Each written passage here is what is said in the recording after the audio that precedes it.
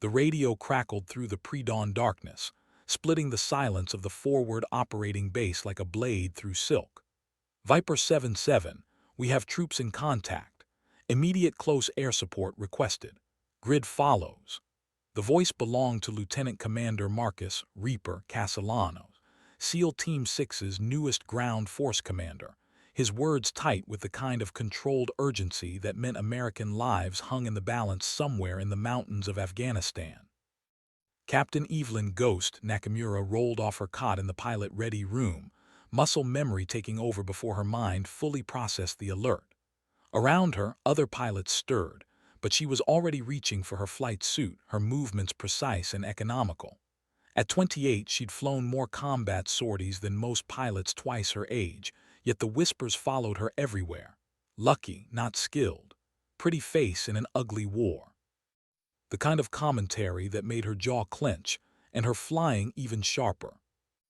"Ghost, you're up," called Major Richardson from the duty desk, not bothering to look up from his clipboard. "Single ship, danger close mission. The SEALs are pinned down in Sector 7 Alpha." She nodded, pulling on her G-suit with practiced efficiency. Her FA-18F Super Hornet waited on the flight line, its sleek form barely visible in the pre-dawn gloom. The nose art caught what little light there was, a stylized ghost figure with cherry blossom petals scattered around it, a tribute to her mixed heritage that had earned her more than a few sideways glances during her career. Some called it unprofessional. She called it identity. The ground crew chief, Staff Sergeant Rodriguez, jogged alongside as she approached the aircraft. "She's loaded for bear, Captain. 2,000-pound JDAM cluster munitions and a full gun package. Whatever's got those boys trapped, you'll punch through it." Ghost ran her hands along the aircraft's skin during her pre-flight, feeling for anything that might betray her in the air. The Super Hornet was more than a machine to her. It was an extension of her will, her way of proving that skill trumped politics every single time. The twin F-414 engines hummed with barely contained power as she completed her checks, each system responding with the reliability that had kept her alive through 73 combat missions. As she strapped into the ejection seat, Ghost caught her reflection in the HUD glass. Dark eyes that had seen too much, set in a face that betrayed nothing of the storm inside. Her father's Japanese discipline merged with her mother's Irish fire, creating something the military didn't quite know how to categorize, which was exactly how she preferred it. Tower, Ghost requesting immediate departure, emergency mission. "Ghost, you are cleared for takeoff. Godspeed." The afterburners lit the darkness like twin stars being born. 23 minutes later, Ghost's Super Hornet screamed across the Afghan mountains at 400 knots, the terrain following radar painting the landscape in green phosphorescent lines across her multifunction displays. The mission briefing had been sparse, 12 SEALs trapped in a box canyon, surrounded by what intelligence estimated as 40 to 60 Taliban fighters positioned in fortified cave positions. Standard close air support, except for the danger-close proximity that meant the margin for error measured in meters, not kilometers. Viper 7-7, this is Ghost inbound your position. Say status and talk me onto target, she transmitted, her voice steady despite the complexity of the tactical situation developing below. Ghost, Viper 7-7, we are taking effective fire from multiple positions along the north and east ridgelines. Estimate 0 enemy personnel in hardened positions. We have 2 urgent surgical and need immediate suppression to facilitate extract. Castellanos' voice carried the weight of command, but underneath lay something else, fatigue, maybe desperation. Ghost pulled her aircraft into a steep climbing turn, gaining altitude for her attack run while simultaneously studying the terrain through her targeting pod. The canyon spread below like a wound in the earth, its walls scarred with centuries of erosion and recent explosions. Smoke drifted up from multiple points, and her infrared sensors painted hot spots where muzzle flashes betrayed enemy positions. Viper 7-7, I have multiple hot spots along both ridgelines. Confirm you are in the canyon floor south end. Affirmative, Ghost. We're marked with IR strobes should be visible on your FLIR. She found them, 12 heat signatures clustered behind whatever cover they could find, their body heat standing out stark white against the cool mountain stone. They were pinned down hard, caught in a crossfire that would eventually wear them down through sheer attrition. The enemy had chosen their ground well, using the natural amphitheater of the canyon to create overlapping fields of fire that left the SEALs with nowhere to run. Viper 7-7, I'm going to make a gun run on the eastern ridgeline first, work north to south. Keep your heads down. Ghost rolled the Super Hornet inverted and pulled through into a 60-degree dive. The M61, a one Vulcan cannon spinning up to firing speed. The eastern ridge rushed toward her canopy as she refined her aim point, the targeting computer calculating bullet drop and trajectory in real time. At 800 meters, she squeezed the trigger. The 20 rounds tore into the rock face like a jackhammer made of lightning, each impact sending up clouds of stone dust and metal fragments. She walked the fire along the ridgeline, suppressing 3 separate positions before pulling up in a climbing turn that left her momentarily vulnerable to surface-to-air fire. Her radio exploded with chatter. Good hits, Ghost. You got 2 of them on the eastern side. But something felt wrong. The return fire was too organized, too disciplined. These weren't farmers with AK-47s. These were trained fighters with military-grade equipment and tactical coordination. The kind of enemy that had been waiting for exactly this scenario. As Ghost set up for her second attack run, this time targeting the northern ridge positions, she noticed something that made her blood run cold. The muzzle flashes weren't random. They formed a pattern, a deliberate shape that any military pilot would recognize. Someone down there was using the gunfire to send a message, communicating in the oldest language of warfare. They knew she was coming. They had been waiting for her specifically. The northern ridgeline erupted in coordinated anti-aircraft fire just as Ghost committed to her attack run, tracers reaching up toward her aircraft like deadly fingers of light. She jinked hard left, then right, the G-forces slamming her into her seat as she tried to spoil their tracking solution. The Super Hornet shuddered as something impacted the fuselage, and warning lights began flashing across her instrument panel. Ghost, you're trailing smoke. Castellano's voice carried a note of alarm that pierced through the radio static. She checked her engine parameters. Both F-414s were still producing power, but oil pressure was dropping on the port side. Whatever had hit her was bleeding the life out of her aircraft one drop at a time. The smart move would be to egress, return to base, let someone else finish the mission. But the SEALs were still trapped, still taking fire, and she was their only immediate option for survival. Viper 7-7, Ghost. I'm hit but still mission capable. Continuing attack. Ghost pulled the aircraft through a barrel roll to present a more difficult target while simultaneously lining up on a cluster of enemy positions that had been directing fire at the trapped SEALs.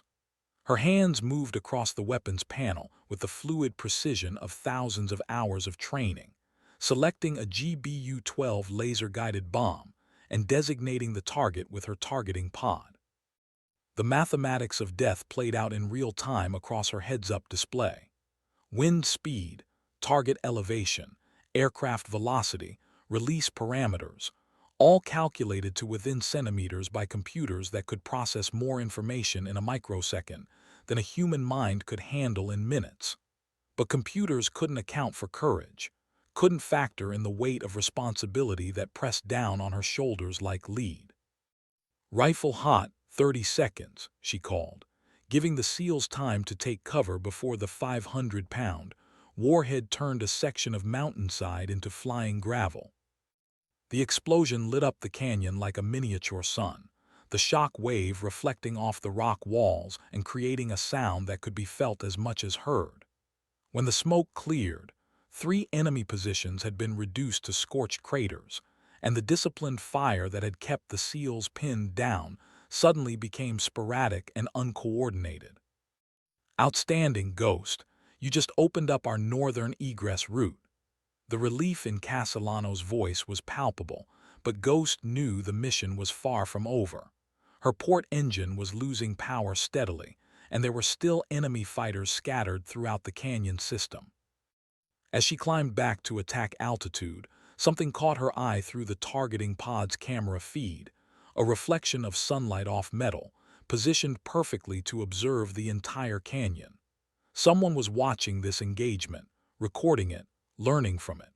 The thought sent a chill down her spine that had nothing to do with the thin air at 20,000 feet.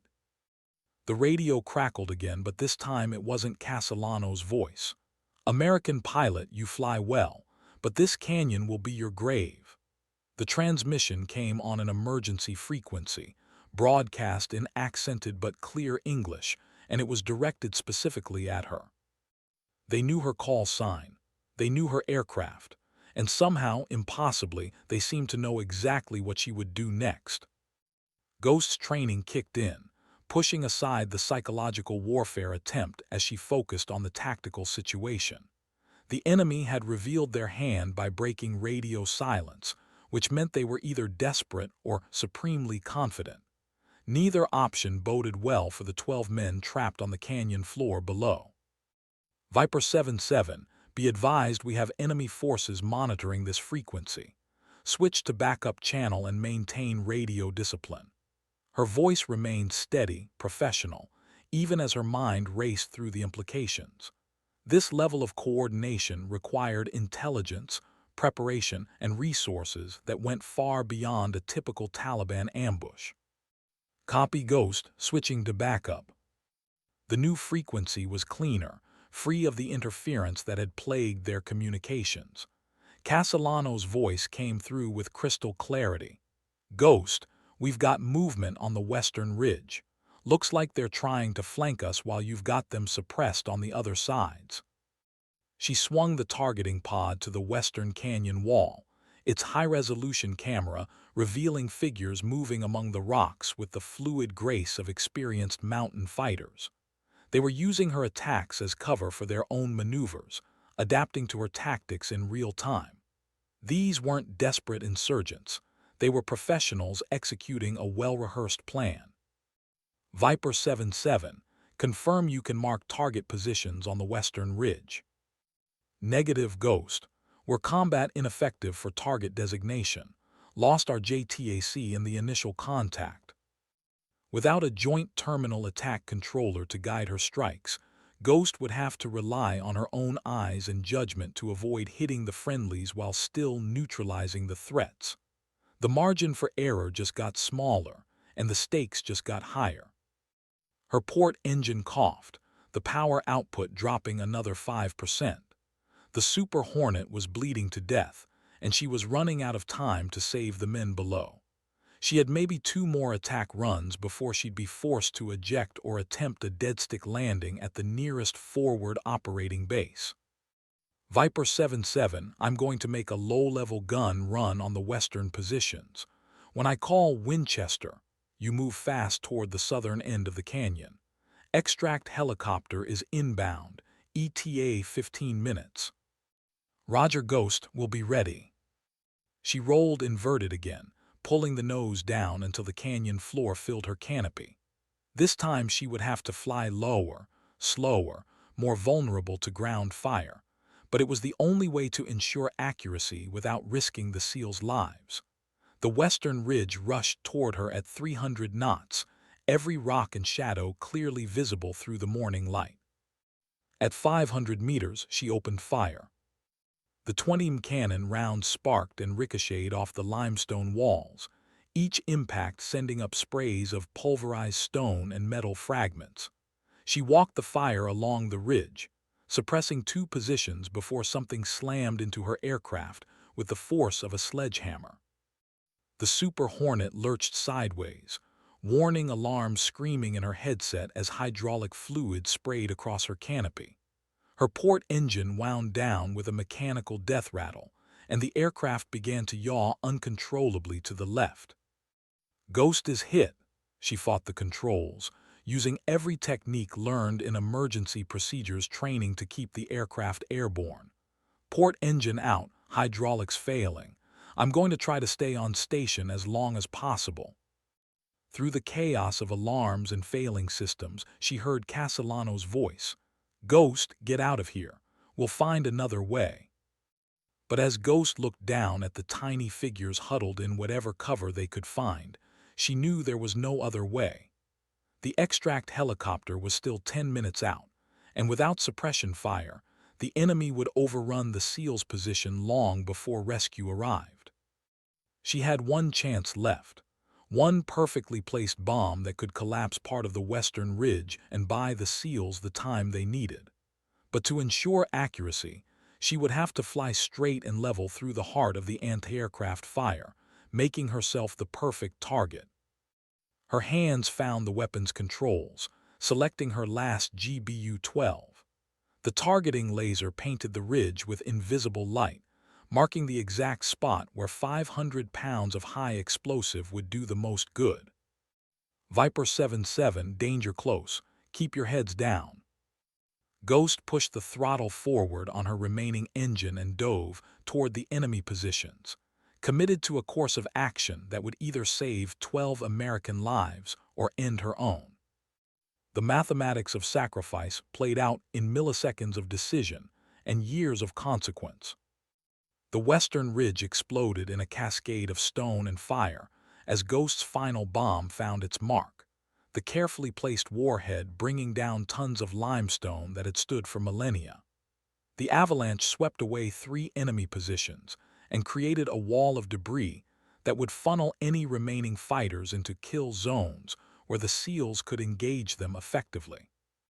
But the price of precision had been paid in blood and metal. Ghost's Super Hornet shuddered as multiple hits from concentrated ground fire punched through the fuselage, severing control lines and turning her sophisticated war machine into an unwieldy glider with delusions of flight. Ghost, you're streaming fuel and hydraulic fluid. Eject, eject, eject. Castellano's voice carried the authority of command, but Ghost's eyes were locked on her instrument panel, reading the story of her aircraft's death in flickering lights and dropping gauges. She had maybe 3 minutes of flight time remaining, possibly less. The extract helicopter was still 8 minutes out, and the SEALs were moving toward the pickup zone under sporadic but diminishing enemy fire. The avalanche had worked, buying them the time they needed, but Ghost's war was far from over. Viper 77, Ghost. I'm going to try to make it back to base. Cover your movement to the LZ. It was a lie told with absolute conviction.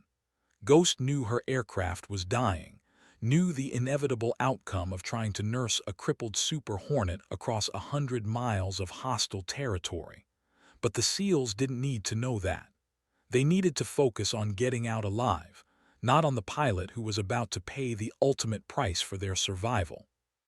She pulled back on the stick, coaxing every foot of altitude from her failing engines and shredded control surfaces.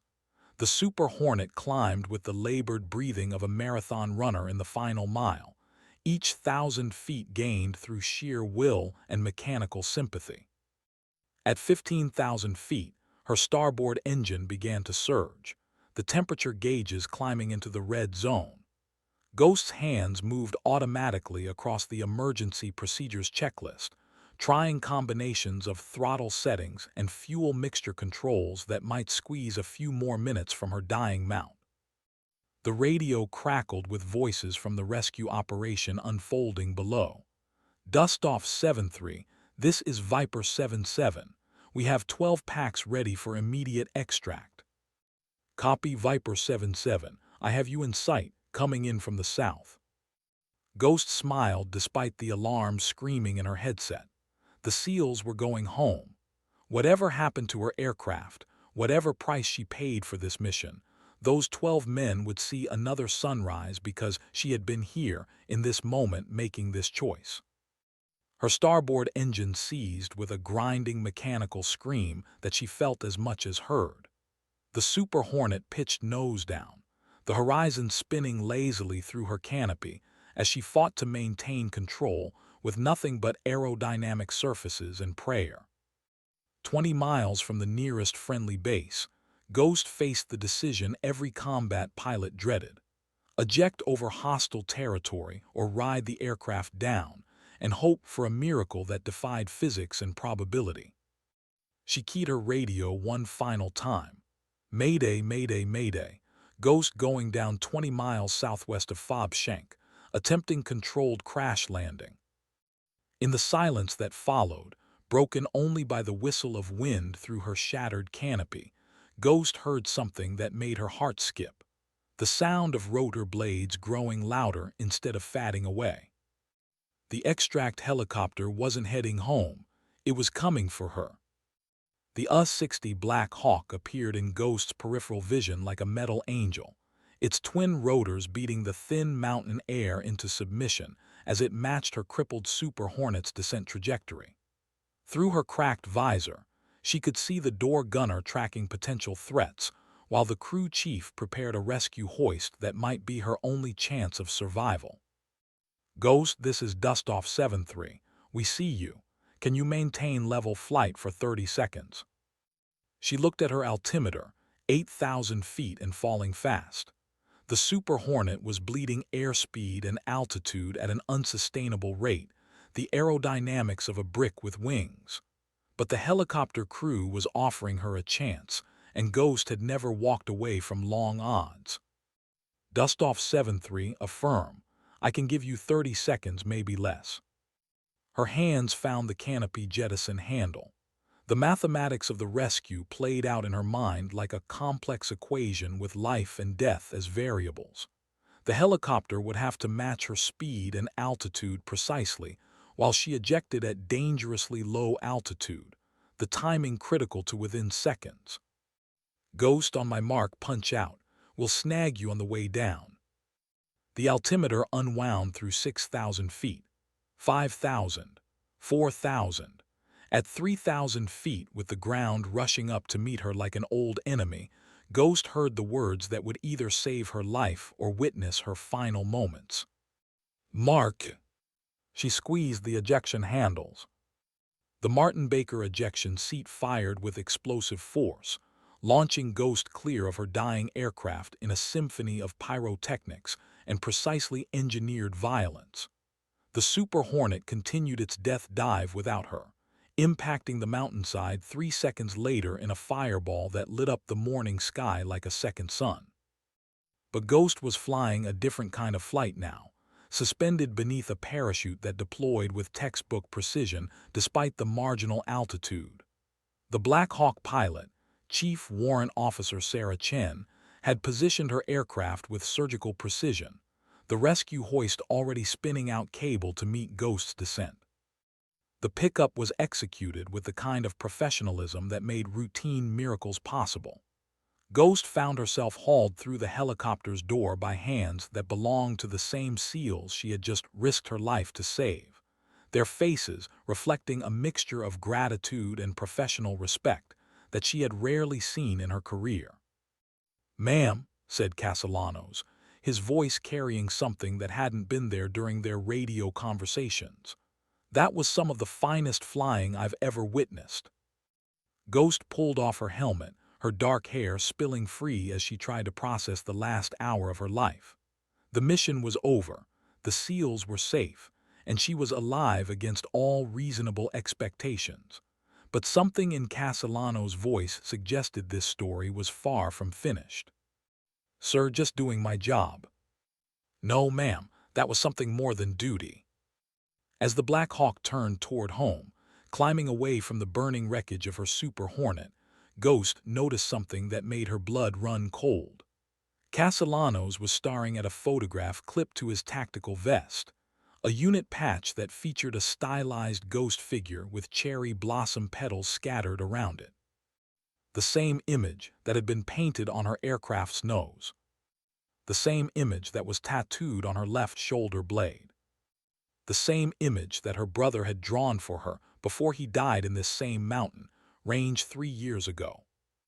Lieutenant Danny Nakamura, SEAL Team 6, KIA during Operation Crimson Dawn.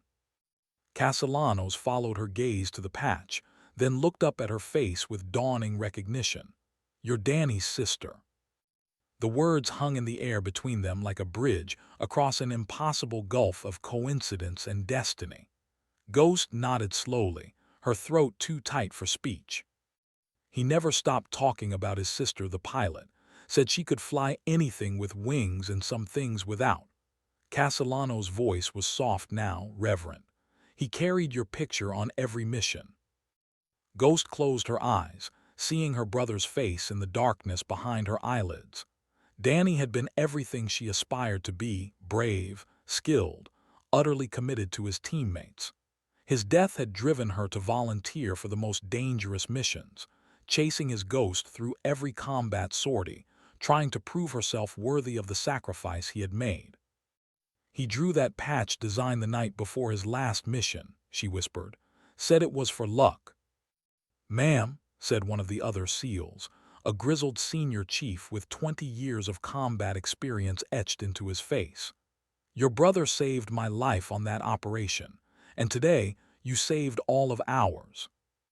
The helicopter flew on through the morning light, carrying 12 men and one woman whose story would be told in ready rooms and briefing spaces for years to come. But for Ghost, the mission had always been about more than tactical success or professional recognition. It had been about honoring a promise made to a brother who would never come home, and proving that the best pilots aren't defined by the aircraft they fly, but by the lives they choose to save. As Fob Shank appeared on the horizon, Ghost realized that her war had finally ended. Not with a bang or a whimper, but with the quiet satisfaction of duty fulfilled and honor preserved. Danny would have been proud. The debriefing room at Fob Shank buzzed with the controlled chaos of a successful rescue operation, but beneath the professional congratulations and tactical analysis lay an undercurrent of something deeper: recognition that they had all witnessed something extraordinary. Ghost sat at the conference table, her flight suit still bearing the stains and tears of combat, while intelligence officers, mission commanders, and aviation specialists dissected every moment of the morning's engagement. "Captain Nakamura," said Colonel Patricia Hayes, the base commander, her voice carrying the weight of authority earned through 30 years of military service. "Your actions today exemplified the finest traditions of naval aviation. 12 men are alive because you chose to press your attack despite catastrophic aircraft damage." Ghost nodded respectfully, but her attention was focused on the intelligence analyst who had been studying the enemy communications intercepts. Something about the coordinated nature of the ambush, the specific targeting of her aircraft, the knowledge of her call sign, it all pointed to a level of intelligence gathering that went beyond typical insurgent capabilities. "Ma'am," she said, addressing Colonel Hayes but looking at the analyst, "I need to know about the enemy communications. They knew my call sign, knew my aircraft, even transmitted directly to me on emergency frequencies. That suggests intelligence assets that we haven't accounted for." Lieutenant Colonel James Morrison, the intelligence officer, leaned forward with the expression of someone about to deliver uncomfortable news. "Captain, we've been tracking increased enemy surveillance of our aviation assets for the past 6 months. Someone has been building profiles on our most effective pilots, studying tactics, identifying patterns." The room fell silent as the implications sank in. Ghost had been targeted not randomly, but specifically, as part of a broader campaign to neutralize American air superiority through the elimination of key personnel. "Sir, are you saying this was personal?" "We believe so.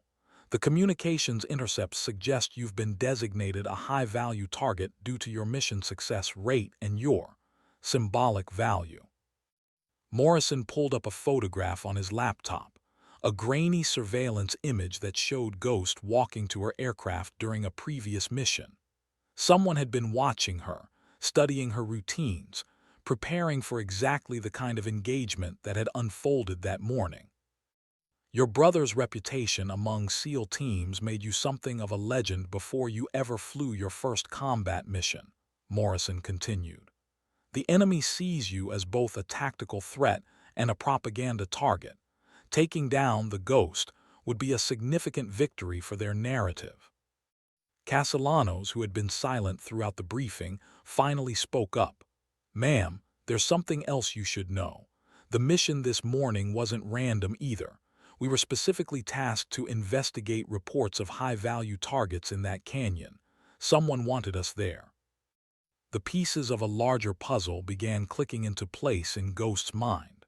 The ambush had been too well coordinated, too perfectly positioned. The enemy had known the SEALs were coming, had prepared positions that would guarantee a request for close air support, and had positioned anti-aircraft assets specifically designed to target the type of aircraft she flew. It was a trap, she said quietly. The whole thing was designed to get me into that canyon. That's our assessment, Morrison confirmed. But they underestimated both your flying skills and the determination of the SEAL team to complete their mission. Colonel Hayes stood, her expression reflecting the gravity of the situation. Captain Nakamura, effective immediately, you're being reassigned to a classified aviation unit. Your cover as a standard fleet pilot has been compromised, and your value as a tactical asset requires enhanced protection. Ghost felt the weight of destiny settling on her shoulders like a familiar coat. For 3 years, she had flown in her brother's shadow, trying to prove herself worthy of his sacrifice. Now, it seemed, she had earned recognition on her own terms, and with it, a level of responsibility that went far beyond individual missions. Ma'am, with respect, I'd like to stay with fleet operations. These mountains, these missions, this is where I can do the most good. I understand your feelings, Captain, but sometimes the best way to serve is to accept that your value extends beyond any single battlefield. As the briefing concluded and the participants began filing out, Castellanos approached Ghost with something that looked like reverence mixed with professional respect. Ma'am, I want you to have this. He handed her the unit patch he had been wearing, the one that matched her brother's design. Danny gave this to me before his last mission, said it was for luck and that whoever wore it would never fly alone. Ghost took the patch with hands that trembled slightly, feeling the weight of memory and obligation woven into the fabric. The stylized Ghost figure seemed to shimmer in the artificial light, the cherry blossom petals arranged in a pattern that suggested both beauty and transience. Thank you, Commander.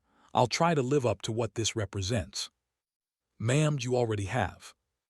As Ghost walked out of the debriefing room and into the harsh Afghanistan sunlight, she realized that her war had evolved rather than ended. The enemy now knew her name, her face, her capabilities. They would be waiting for her, planning new traps, developing new strategies to eliminate the pilot who had become more than just another asset in America's arsenal. But they had made one crucial mistake in their assessment of Captain Evelyn Ghost, Nakamura. They saw her as a symbol to be destroyed, a legend to be diminished. They failed to understand that symbols, once forged in combat and tempered by sacrifice, become something far more dangerous than any individual pilot. They become inspiration. And inspiration, Ghost had learned from her brother, was the one thing that could never be shot down. 6 months later, Ghost stood in the ready room of the USS Gerald R. Ford, her new assignment having taken her from the mountains of Afghanistan to the blue waters of the Persian Gulf. The classified aviation unit Colonel Hayes had mentioned turned out to be something beyond her wildest expectations.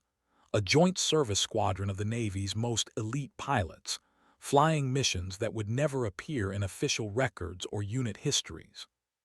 The patch on her flight suit had evolved too. The Ghost figure now wore the wings of a naval aviator, and the cherry blossoms had been joined by a small eagle clutching a trident, a symbol that honored both her service and her brother's memory in a design that was uniquely her own.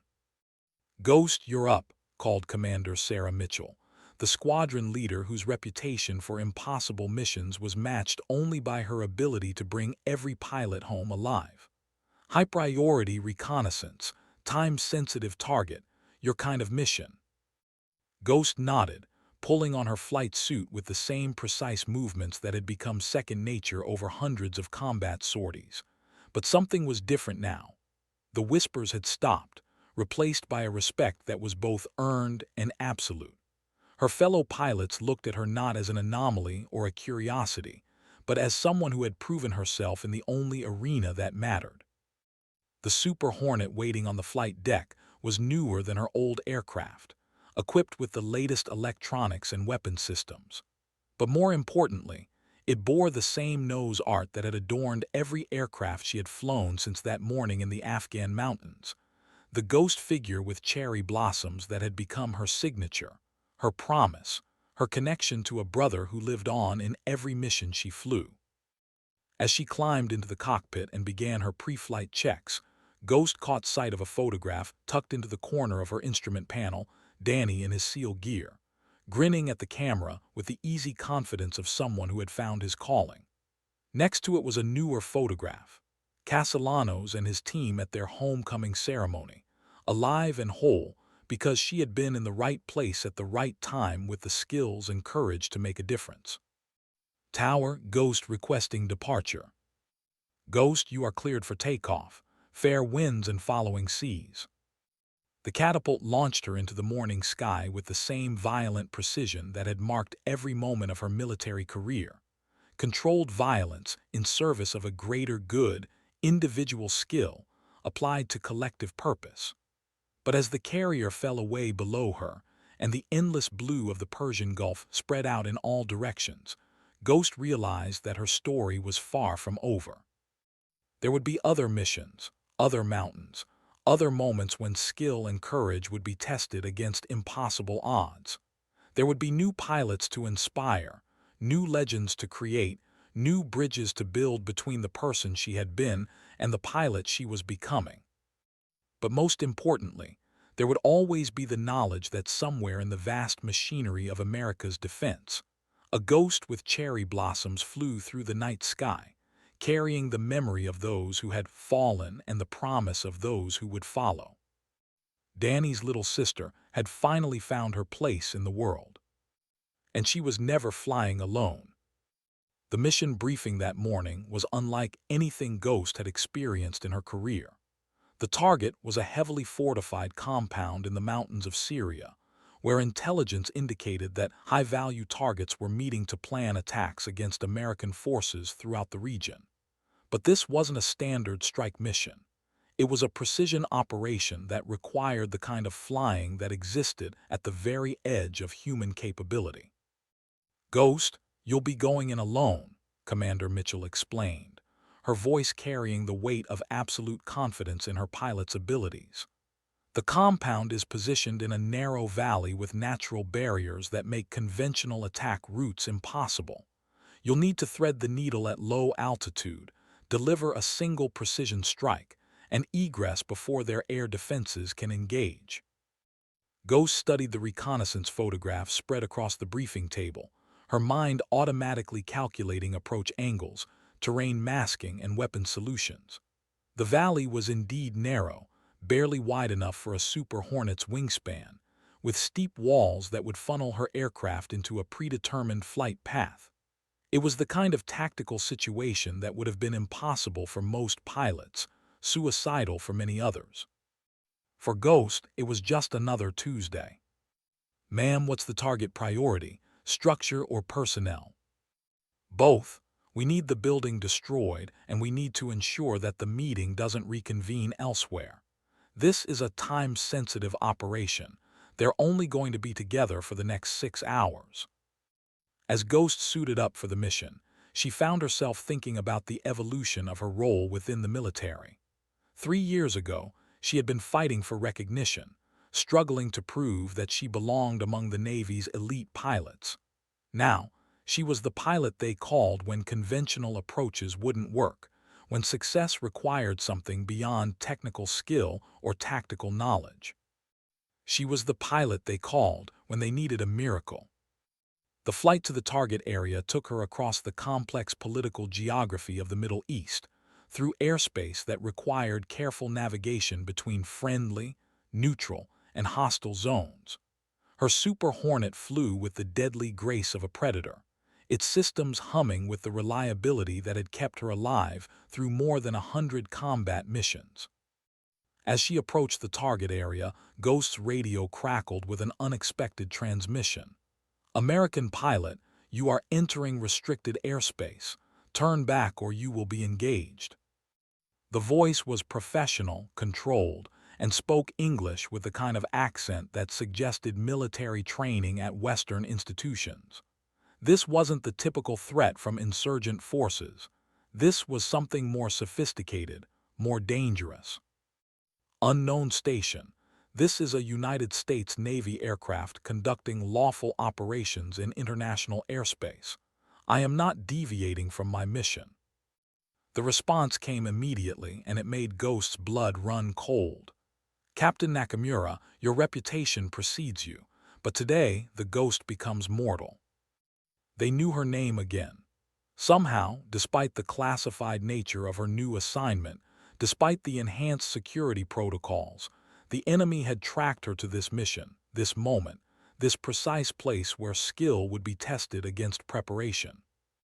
Ghost switched to her encrypted communications channel and reported the contact to her controllers, but the response was not what she expected.